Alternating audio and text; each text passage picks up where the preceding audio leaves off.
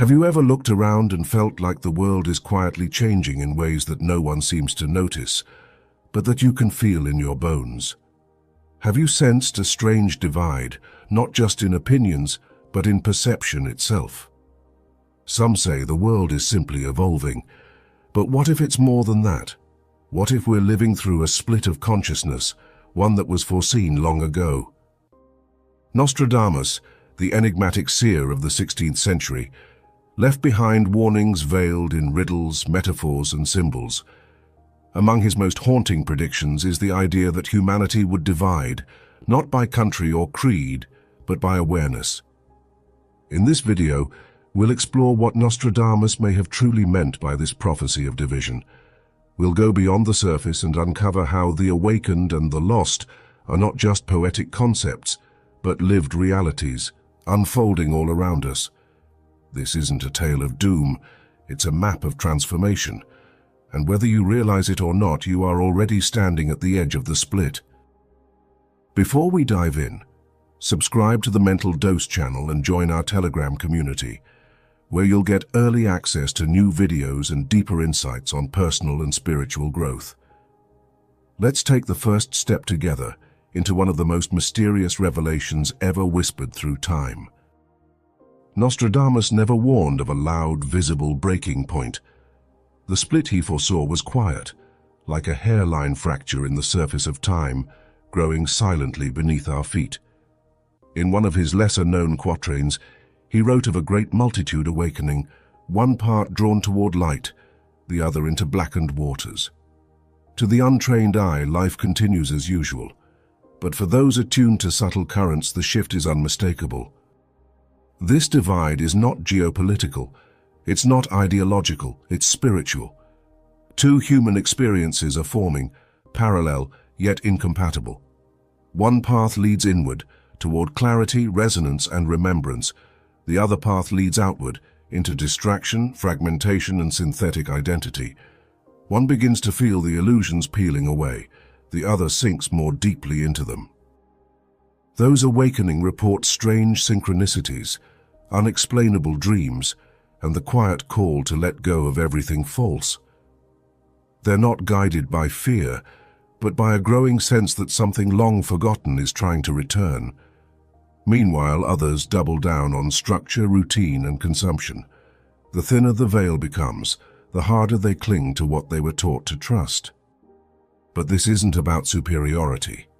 The awakened are not chosen, they're simply the ones who responded. The lost are not doomed, they're entangled. The split is not a punishment, it's a frequency. And as it deepens, we begin to see not just different beliefs, but different realities. And this brings us to the next layer of Nostradamus's vision, not what divides us, but what distorts us. Nostradamus spoke in riddles, because truth in its rawest form is dangerous to systems built on illusion. He described a time of inversion, when truth would be mocked, wisdom silenced, and the virtuous mistaken for fools. That time, it seems, has arrived. The inversion is complete when the world rewards deception and punishes authenticity. Those who are awakening feel this distortion in everything, from language to leadership, from entertainment to education. Something inside whispers, this is not how it's supposed to be. But awakening is not a triumph, it's a fire. It burns away comfort. It strips away identities that were never truly ours. It isolates, but it also reveals. The greatest threat isn't darkness, it's the false light, the illusions that imitate truth just enough to distract the soul. Movements that claim to awaken while preserving the old structures. Teachings that preach transcendence but never challenge power. Nostradamus warned of these false dawns, lights that warm no one, paths that circle endlessly. True awakening is not a destination, it is collapse. First of illusion, then of ego, and only then does something new begin to rise, not louder but clearer. As this fire reshapes the inner world, the outer begins to reflect it, because something deeper is unfolding beneath the surface, not just a breaking but a birthing. Nostradamus hinted that after the first wave of confusion, a second generation would emerge, those he called the seeds of the second dawn. These are not metaphors. We see them already. Children who defy labels, who remember things they shouldn't, who feel more than they can explain. Often misunderstood, misdiagnosed, and medicated, they are not broken, they are bridges, born with the memory of a world not yet visible. Their very presence is proof that this split is not the end, it's a transition, a passage from one state of consciousness to another. They didn't come to fit in. They came to anchor something ancient. And while they may suffer in this world, the awakened recognize them. More importantly, they protect them, because these children carry codes, frequencies of memory, healing, and evolution. And just as they rise, the old systems begin to unravel. But what looks like collapse is in truth revelation. Before we go on, if this video is helping you see more clearly, share it with someone who needs to hear this. And if you'd like to support thoughtful content like this, click the thanks button below. Your support truly helps. Now let's continue, because with every prophecy there's always a choice. And Nostradamus left us with one final message, not of destruction but of divergence. He spoke of two Earths, not physically apart but vibrationally distinct.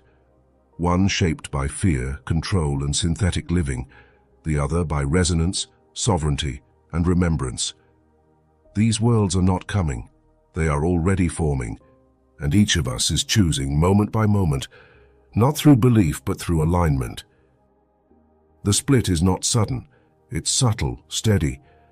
Two people standing side by side may already be walking in separate realities.